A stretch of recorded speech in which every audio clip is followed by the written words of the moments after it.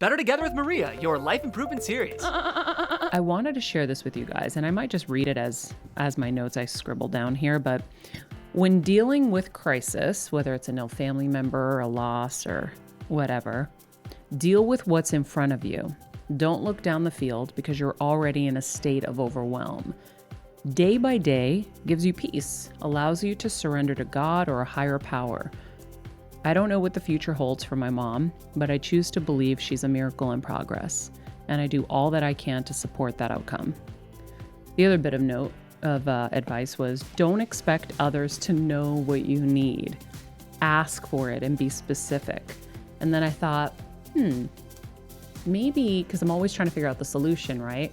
Maybe a good way, and I know this is unorthodox, but maybe a good way is to kind of social out on your Twitter and say, hey, I'm going through a really tough time. Here are some things that would really help me if anybody's, able to help. This way, like not just your followers, but like your family, your friends, the people you're embarrassed to ask directly, maybe they'll send you what you need. Maybe you just need like a case of water a week for like the next 2 weeks to get you through. There were stupid things like that I needed where I was like, I don't have time to go get the water. Right. I don't have time to order food right now. It's not that I didn't have the resources. Now imagine the people who don't have the resources on top of it. I can't even imagine. So I know how hard it was for us, and I'm constantly trying to figure out how to help other people in that moment on both sides, as the friend and as the one in need. And so I don't know what you think of that. It was just an idea. No. I love here's that. the thing.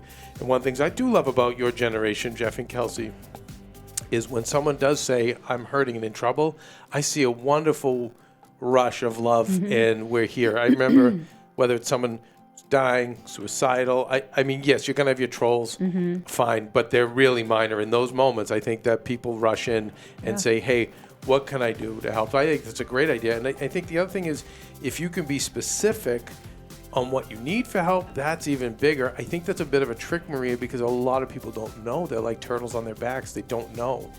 So that's kind of hard. So, but it's nice with this show. Maybe you telling us what they need. Do they need food? Do they need someone to run errands for them? Do they have animals they need fed? Yeah. There's just whatever. Like, what can I take off your plate? Maybe you can say to somebody like that. Yeah. Then someone can be specific and say, Or if you know that you can take on their dog for like a week. Yeah. Like, can I take the dog for a week? I'll babysit him. I'll help you. Or the kids. Can I babysit the kids? Can I take them somewhere? Thank God with COVID, I know everything is hard, guys. I really understand. But then that's why we probably have to work hard to help each other. Yeah. But that's the thing is, in COVID, there's so many more challenges presented because of the isolation. But there are ways to show up and to help.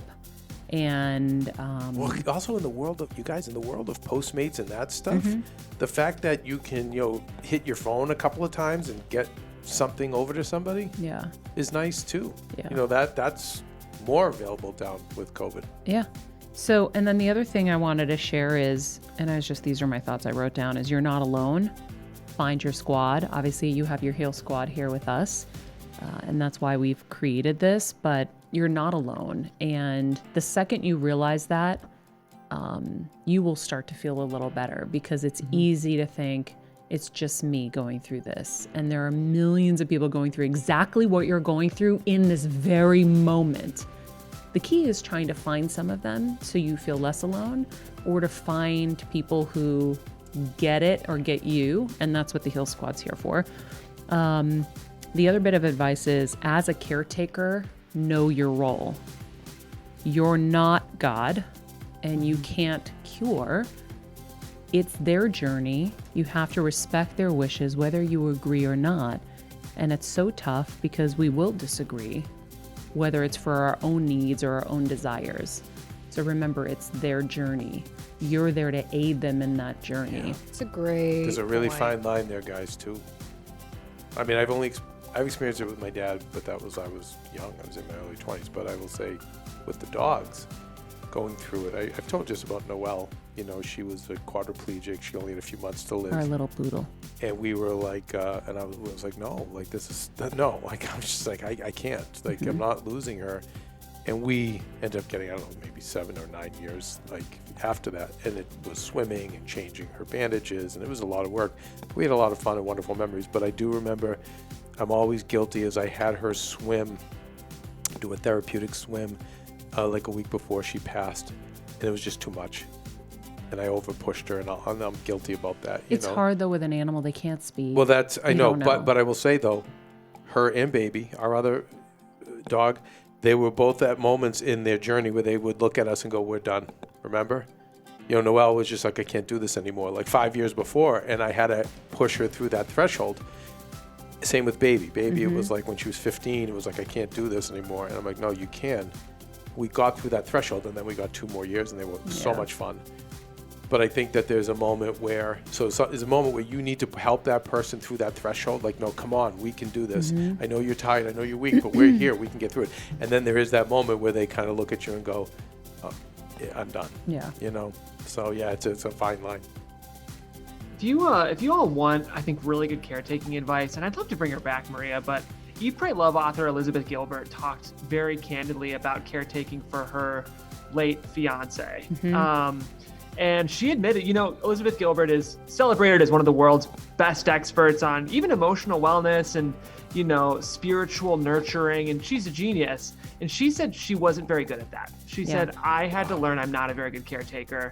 And it was really, really hard because I'm good at a lot of things. I'm a New York Times bestselling author.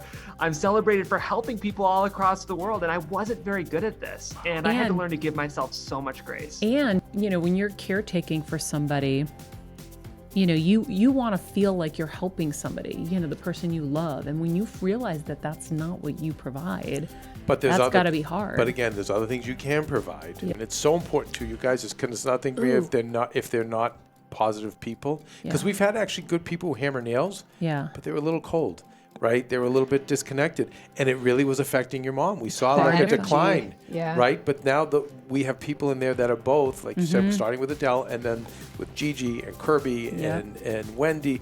They offer so much love on top of everything.